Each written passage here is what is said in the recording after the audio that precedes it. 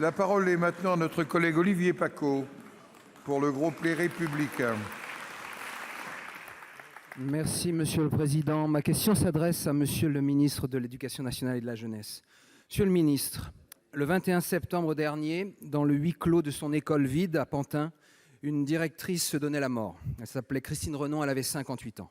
Le même jour, à Nice, à son domicile, professeur de biologie disait adieu à la vie. Il s'appelait Frédéric Boulet, il avait aussi 58 ans. Chaque semaine, la liste des fonctionnaires qui se suicident s'allonge. Policiers, soignants, enseignants, parce qu'ils sont à bout, épuisés, parce qu'ils se sentent de moins en moins considérés, parce qu'ils sont mal payés, parce qu'ils sont parfois insultés, agressés, parce qu'ils sont stigmatisés, alors qu'ils sont tout sauf des privilégiés, comme nos amis agriculteurs. Si chaque suicide garde une part de mystère, Christine Renon n'est pas partie dans le silence, laissant une lettre à ses collègues, un appel à ouvrir les yeux. Je n'en lirai qu'une phrase. Je dois dire aussi que je n'ai pas confiance au soutien et à la protection que devrait nous apporter notre institution. Depuis des années, dans l'éducation nationale, les réformes se succèdent, s'accumulent. Pourtant, le malaise persiste, et même empire. La confiance dont parlait Christine Renon et qui ornait le titre de votre loi est rompue. Je sais votre attachement aux professeurs. Mais que répondez-vous à ces directeurs et enseignants en souffrance, se plaignant de ne pas être écoutés, de voir toutes ces réformes élaborées sans leur accord, tandis que l'école est le réceptacle de tous les maux de la société? Pour vous répondre, la parole est au ministre de l'Éducation nationale et de la jeunesse. Monsieur le ministre. Monsieur le Président, Mesdames et Messieurs les sénateurs, Monsieur le sénateur Olivier Paccaud, cette question est très importante. Elle fait référence à un événement dramatique, le suicide d'une directrice d'école. J'ai déjà eu l'occasion de m'exprimer sur ce point. Bien entendu, c'est toute la société qui doit être derrière son école dans ce genre de circonstances.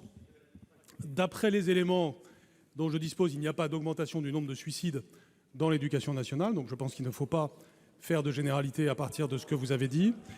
Ensuite, et de toute façon, nous aurons un comité technique au ministère de l'Éducation nationale pour établir la réalité des chiffres sur cette question. Mais je pense qu'il faut à la fois être dans le soutien aux directeurs d'école et ne pas monter en généralité comme vous l'avez un peu fait dans votre question. Par exemple, dans ce même hémicycle, vous avez voté à l'unanimité l'instruction obligatoire à 3 ans. C'est une réforme importante de l'école primaire. En aucun cas, on peut dire que qu'une réforme comme celle-ci met une pression intolérable sur le système.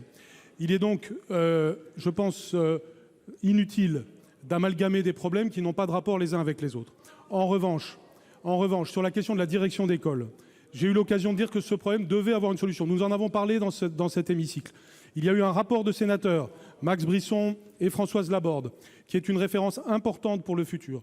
J'ai donc dit aux organisations syndicales comme à la représentation nationale que nous allions travailler sur ce sujet au cours des prochaines semaines.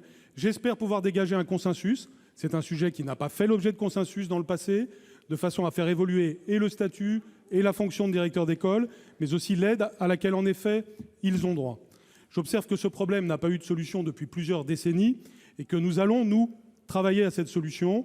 Nous devons le faire avec humanité aussi, et aussi avec le sens de l'intérêt général, parce que nous avons besoin d'avoir toute la société française derrière son école. Nous devons donc être à la fois solidaires vis-à-vis de ce qui s'est passé, vis-à-vis des proches de Christine Renon, mais nous devons aussi être solidaires dans notre manière de répondre à ces problèmes, et nous le ferons, et le processus est engagé. Je vous remercie.